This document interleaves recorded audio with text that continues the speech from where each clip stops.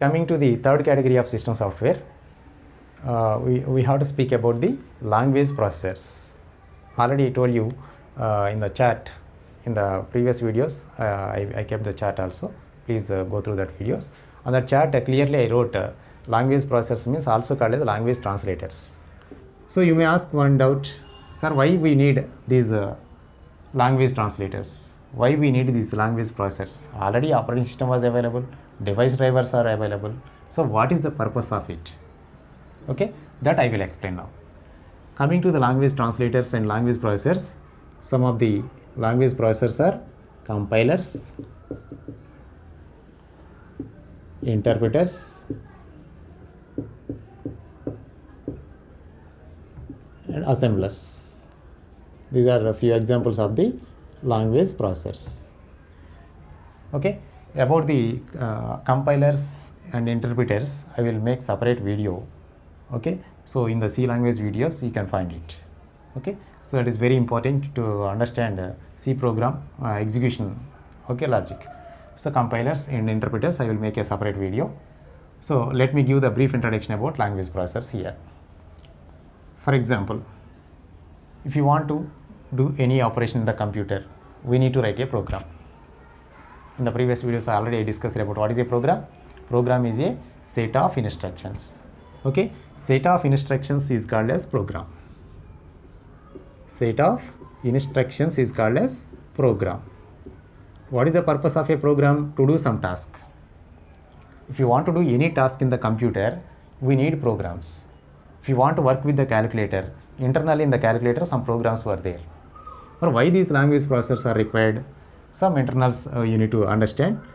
So the program written by us, the program written by the programmer is also called as source program or source code. Source program. Generally, the source program or source code we are writing in the English language. English language. So if you write any program by using English language, those programs are called as high-level language programs. High-level language. High-level language programs. But if you write a program in English, our computer doesn't understand English. Our computer will understand only the binary language, also called as machine language. Also called as machine language. Machine language is in the form of ones and zeros. Our computer will understand only 1 and 0. Except 1 and 0, it will not understand any other code. But the program what we are writing in which language? Generally English-like language. English-like language. We are writing a program in our whichever the language we can understand, on that language we are writing. But whenever it is supplied to the computer, how our computer will understand it? Our computer will understand only machine language. Okay, so the English language has to be converted into machine language or binary language, you can say. Machine language.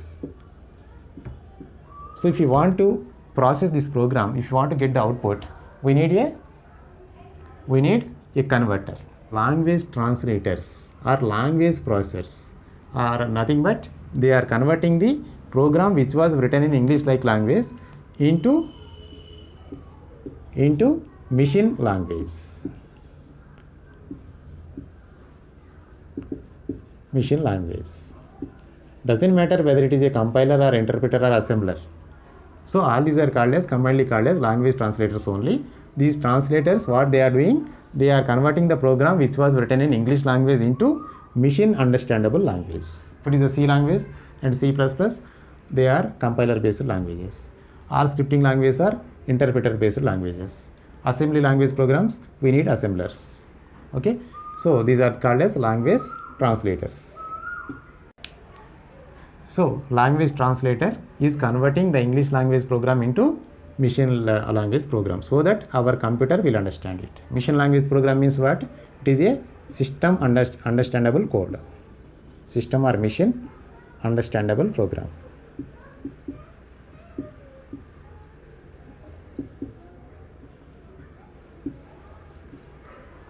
The set of instructions which a system can understand. That is also called as machine language code. So why translators are required? To convert our source program into machine language, we are taking the help of translators.